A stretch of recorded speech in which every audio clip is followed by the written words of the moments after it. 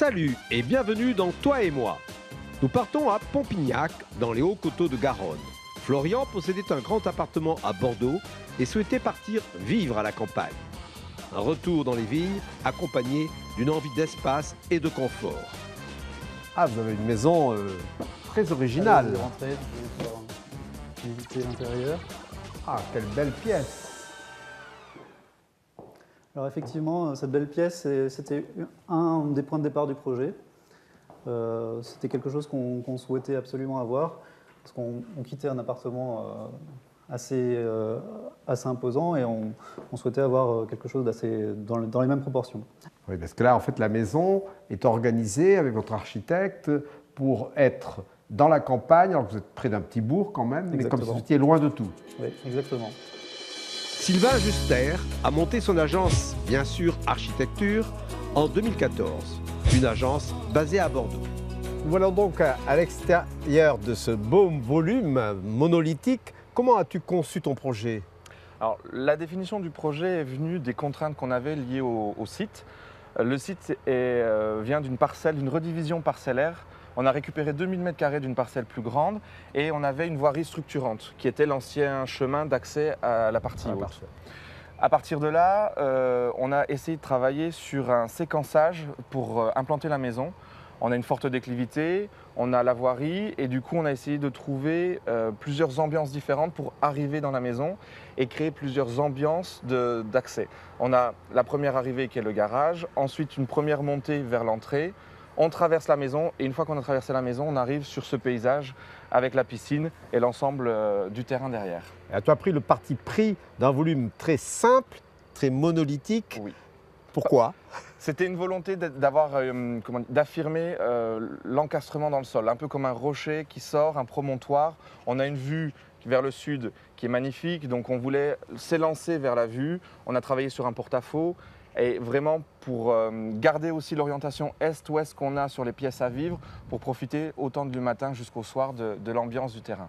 Et la sobriété de ce volume joue bien avec le paysage un peu découpé et la végétation. C'est ça, on amène quelque chose de plus rigide au milieu de quelque chose d'un peu plus beau fou. contraste. Et malgré sa puissance de volume, il y a une grande transparence et quand on est dedans... Une transversalité est-ouest assez impressionnante. Et une ambiance sur le sud, une vue sur le sud vraiment donnée à voir depuis la chambre, puisqu'on a gardé la vue dans la chambre. Et la charpente alors, comment as-tu conçu ta charpente là?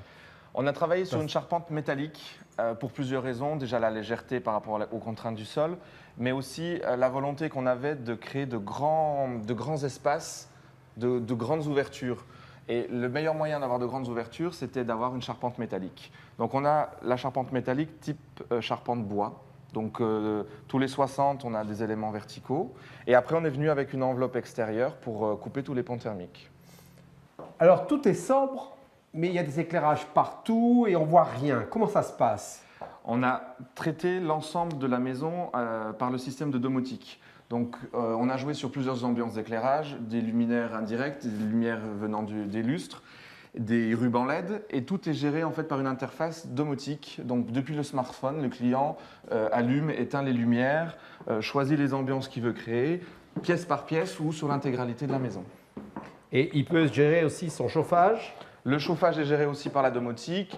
On a des ouvertures de rideaux, de stores qui sont gérées par la domotique. Et dans leur suite parentale, ils ont un brise-vue qui se règle également par le smartphone depuis le lit. Ils peuvent choisir d'ouvrir ou de fermer le...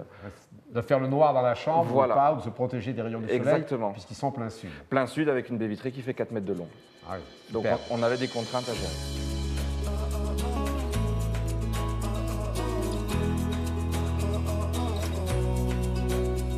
Bien, donc voilà, l'œuvre est finie. C'est un chantier qui s'est fait très vite. Oui, c'était une contrainte puisqu'en fait on vendait un appartement donc, sur Bordeaux et voilà, le chantier s'est fait en même temps que la vente. Donc effectivement on ne pouvait pas se retrouver dehors. Voilà.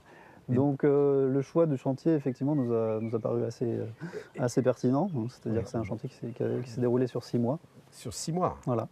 Et donc, vous avez, avec l'architecte, conçu cette maison avec lui. Enfin, vous avez fait un programme, lui, il l'a établi avec ce délai très court pour que vous puissiez être là, donc, je crois, au mois de juillet. Hein. C'est ça, exactement. Et donc, vous avez ici donc, cette transparence dont vous m'avez parlé et cette relation avec la nature. On entend les oiseaux, on voit les fleurs. Cela à toute heure de la journée, c'est-à-dire qu'ici on est plutôt le côté du matin. Après là-bas, on voit qu'on est plutôt du côté du soir et c'est quelque chose qui nous convient très bien puisqu'en fait ce qu'on cherchait c'était effectivement cet espace extérieur et voilà, vous voyez qu'on est en train de migrer un petit peu tous les jours à cette saison, on commence à en profiter. Allez, on récapitule. Un terrain en pente présente des avantages. Ici, il permet d'avoir une vue dégagée tout en se protégeant des regards. Une charpente métallique aussi a ses avantages. Elle permet un chantier plus rapide et plus léger. Et pour plus d'infos, rendez-vous au 308, le lieu de l'architecture à Bordeaux.